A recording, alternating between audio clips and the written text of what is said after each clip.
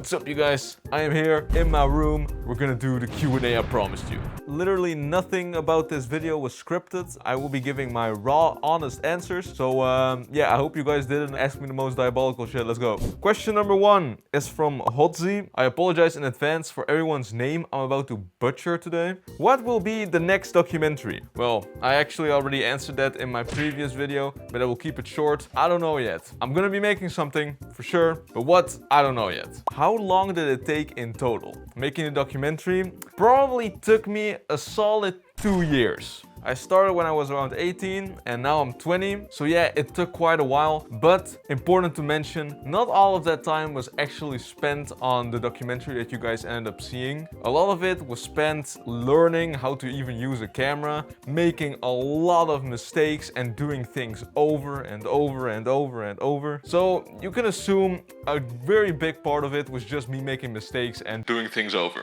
Simon Skasatoski. I am really sorry I butchered your name. Please, me in Q&A, and where in Antwerp are you from Belgium? Well, I'm assuming bro wants to be in the Q&A. Congratulations, man. You made it. I suppose he's asking if I'm from Antwerp and where from Belgium I'm from. Well, funnily enough, I'm not actually from Belgium. I was born in South America, Bolivia to be precise. How I ended up here is a twisted story with a lot of twists and turns. But anyway, I am here now, and yes, I live in Antwerp. Where exactly I live in Antwerp? In the beautiful place called...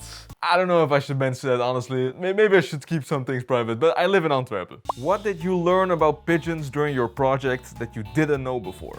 Pretty much everything.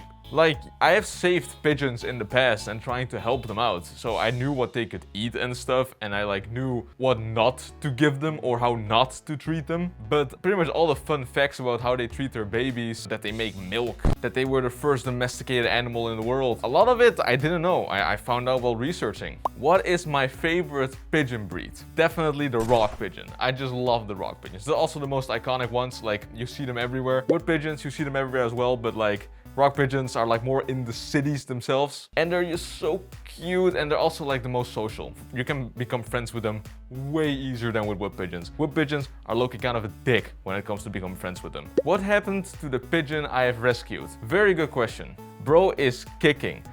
For the people that don't know, I made a video where I saved a baby pigeon. Well, baby, prepubescent pigeon. I'm pretty sure he's kicking. I still go by that place pretty often, and the first couple of times I still saw him there and he was chilling. And then one day, it was just gone. I don't know where he went, but a lot of the pigeons there are just gone. At this point, it's a whole new generation there. They always change, so I'm sure he's kicking. My favorite moment from the documentary. Ooh, that's a good question. Damn, that's a good question. I think maybe the first flight, because I'm gonna give you guys a little secret here. The scene where the pigeon flies for the first time, that was pure luck. I was just outside at the right moment and I grabbed my camera fast enough. My dad was there, luckily at the right moment to film him while he was flying. It was all a fluke. I just rolled with it, and man, it was such a lucky shot and just made the documentary so much better, and I'm really happy that I managed to get that in there. Why did I choose pigeons out of all birds? Well, I've had to answer that question quite a few times with people wondering why the fuck I'm doing this.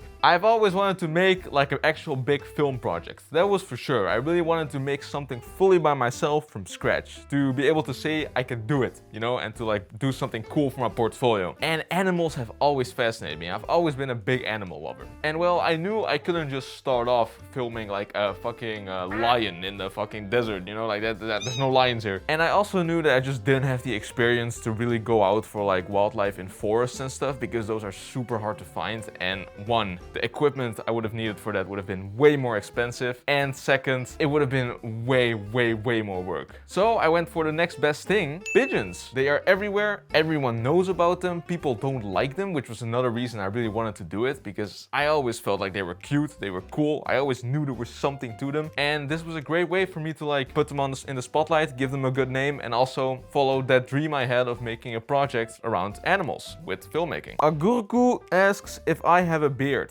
If I don't shave, I do. Actually, I think I have one right. Yeah, I have one right now, actually. Yeah, I do have a beard. I do. Well, it's not like a, depends on like what you consider a beard, right? Like it's not like a massive thing. It's more like imagine Tony Stark, 50% of it. Like 50% of Tony Stark, something like that. Maybe I'm completely off. But I think that's the best way to describe it without showing anything. From Black Magical Girl on Instagram.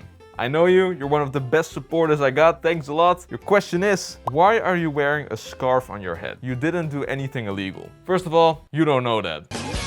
Second, I didn't want my face stopping me from making content. It sounds kind of weird, but the thing is, when I'm editing, if I like see something on my face, or I don't like the way my face looks in certain ways, I just get really distracted and I lose focus on what I'm actually doing. So to avoid me getting distracted from that all the time, I decided to cover up my face. That's the reason.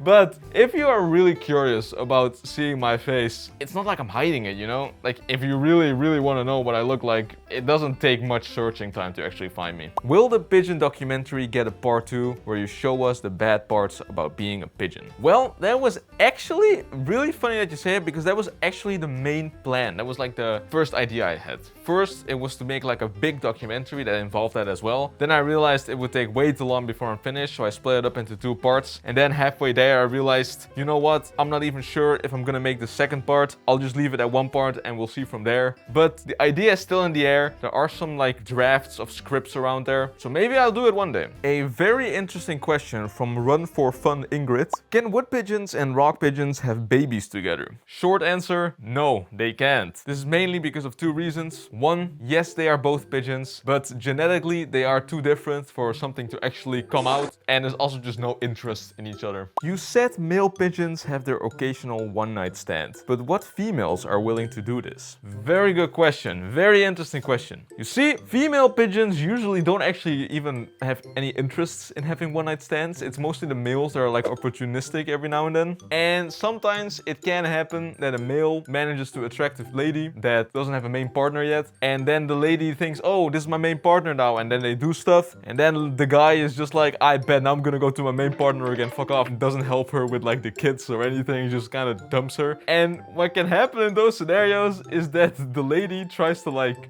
get him, and sometimes even have like some beef with the other lady he originally had. It can cause some drama. It is a thing. It can cause drama. Although I do think it's pretty rare, and most of the time the males don't even manage to get a one-night stand because the females are very selective. But like I said, it can happen. Pretty stupid, pretty bad, but it is what it is. Someone just texted me a pigeon pooped in their hair as we're recording. Oh, this is funny. I shouldn't be laughing. No, they're gonna get mad at me for laughing at them in the video, so pray for me, guys. Alright then, people. That was the Q&A. Thanks everyone so much for all the questions you guys sent in. I hope you found this entertaining. This is my first time doing a Q&A like this, so I'm figuring shit out. Thanks again for all the support. If you want more info about what I'm actually gonna be doing next, you can check out my previous video. And I'll see you guys in the next one.